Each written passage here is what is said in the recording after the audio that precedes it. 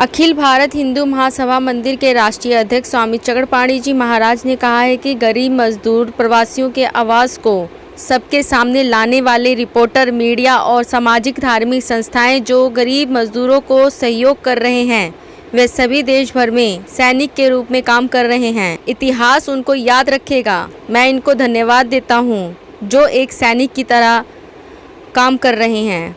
आइए सुनते हैं स्वामी चक्रपाणी जी के द्वारा। जिस प्रकार से लॉकडाउन के बाद पूरे देश में गरीब मजदूर प्रवासियों का पलायन जारी है, ये कहीं न कहीं सरकार की विफलता का परिणाम है। आप देखो, अगर सरकार जो गरीब प्रवासी जहाँ पे हैं, अगर वहीं पे व्यवस्था की होती ठीक से, तो कोई भी गरीब अपने घर को जाने को तैयार नहीं होता। लेकिन इसके बावजूद भी अगर जा रहा है तो जिस प्रकार से उनका उत्पीड़न हो रहा है, तो पुलिस के द्वारा लाठीचार्ज, उनको मारा जाता है, उनकी साइकिल को छीन लिया जाता है, बहुत ही घिनौना ये काम है। और ऐसा लग रहा है कि आज देश में पूरी तरह घोषित रूप से आपातकाल की स्थिति है। आज देश में गरीब मर रहा है, मजदूर मर रहा है, प्रवासी मर रहा है, सैकड़ों किलोमीटर पैदल चल रहा है। गर्भवती महिलाएं रोड पे अपने बच्चे को जन्म दे रही हैं, मासूम बच्चों को अटैची पे लेकर के, गोद में लेकर सैकड़ों किलोमीटर चल रही है। और क्या सरकार केंद्र की हो या प्रदेशों की, उनको थोड़ा भी असर नहीं पड़ रहा है। और सरकार कहीं ना कहीं अहंकार में मदांध है। और यही नहीं बल्कि उनको रोकने का भी प्रयास कर रही है, जबकि गृह मंत्रालय का जब एक तरह से गाइडलाइन हो चुका है कि कोई भी गरीब मजदूर प्रवासी है उनको वहीं रोक करके उनकी ट्रेन की, बसों की व्यवस्था करके और उनको भेजा जाए अपने स्थान पे, या उनको अच्छी भोजन की तक व्यवस्था किया जाए। लेकिन उसके बदले क्या हो रहा है? उसके बदले उन पे लाठीचार्ज, जिस प्रकार से झांसी में उत्तर प्रदेश की पुलिस के द्वारा लाठीचार्ज हुआ है, बहुत ही घोर निंदनीय है, अमानवीय है। इसकी जितनी निंदा की जाए कम है। एक तो सैकड़ों किलोमीटर से चल के मजदूर आते हैं, ऊपर से आप उनको कहां तक भोजन और पानी देते, ऊपर से लाठीचार्ज दे रहे हो। ये कितनी बड़ी दुर्भाग्य की बात है। उनकी साइकिलों को छीन लिया जा रहा है, उनका उत्पीड़न किया जा रहा है, उनको ऐसे बर्ताव किया जा रहा है जैसे अंग्रेजों का शासनकाल चल रहा है। तो ये बिल्कुल दुर्भाग्यपूर्ण है, ये बिल्कुल देश के लिए शुभ नहीं। यहाँ पे गरीब और गरीबों का मजाक उड़ाया जाता है, जहां गरीबों का उत्पीड़न होता है, तो याद रखना वो निश्चित रूप से उनकी आह लगती है। तो इसलिए हम तो धन्यवाद देना चाहते हैं उन रिपोर्टर को, खासतौर से जिन लोगों ने उनको जाके फिल्मांकन करके और हम जैसे लोगों तक पहुंचाने का काम कर रहे हैं। इस विषम परिस्थिति में भी वो रिपोर्टर भी सेना का काम कर रहा है। हम उनको बधाई देना चाहते हैं, उन मीडिया को भी बधाई देना चाहते हैं जो इस चीज को दिखा रहा है अपने साहस को करके। और दूसरी सामाजिक और धार्मिक संस्थाएं, जो सरकार काम नहीं कर रही है, वो सामाजिक और धार्मिक संस्थाएं कार्य कर रही है, उनको भोजन बीच में मजदूरों को दे रही है।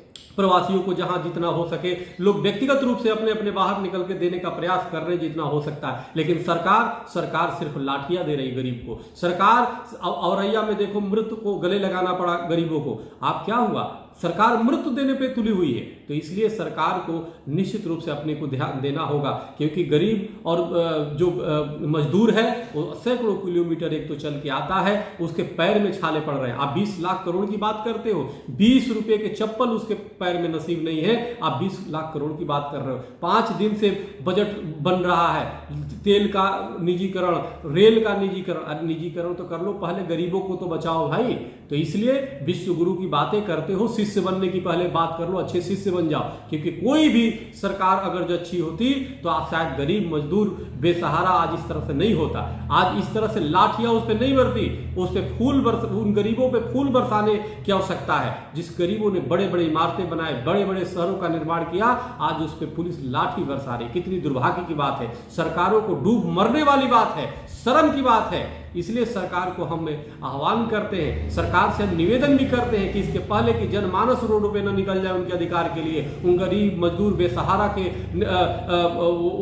संरक्षण में जनमानस रोड पे न निकल जाए, जरूरी है कि आप उनका संरक्षण करें, आप उनको सहयोग करें और पुलिस को सख्त आदेश दें कि किसी प्रकार का उनका उत्पीड़न न करें। वो जहां है उनको सम्मान से रखें, उनको जाना चाहते हैं, उनको जो गृह मंत्रालय द्वारा गाइडलाइन तैयार हुई है उसके तरीके से उनको घर पहुंचाने की व्यवस्था की जाए। लेकिन उत्पीड़न कृपया न करें, क्योंकि ऐसे ही आप अगर जो उनको जीवन नहीं दे सकते तो मौत देने का अधिकार आपको नहीं है। इसलिए सरकार इसलिए बनाई जाती है ताकि गरीबों की हो। आप गरीबों की सरकार, हर सरकारें बात करती है, लेकिन वास्तव में सरकार पूरी तरह फेल है। इसलिए पुनः एक बार सरकार से वो करते हैं कि अभी भी समय है, मौका है, आप सब कुछ भूल के इन गरीब, बेसहारा और जो प्रवासी मजदूर हैं वो जहां जाना चाहते हैं उनको जाने की व्यवस्था की जाए। अगर जहां रहना चाहते हैं उनको वहां पे समुचित उनको व्यवस्था की जाए ताकि वो खाने पीने की सुविधा दी जाए ताकि वो रह सके।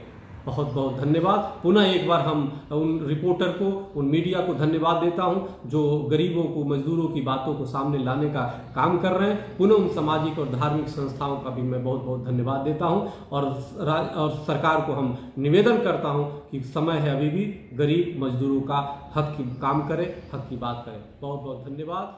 हरिओम।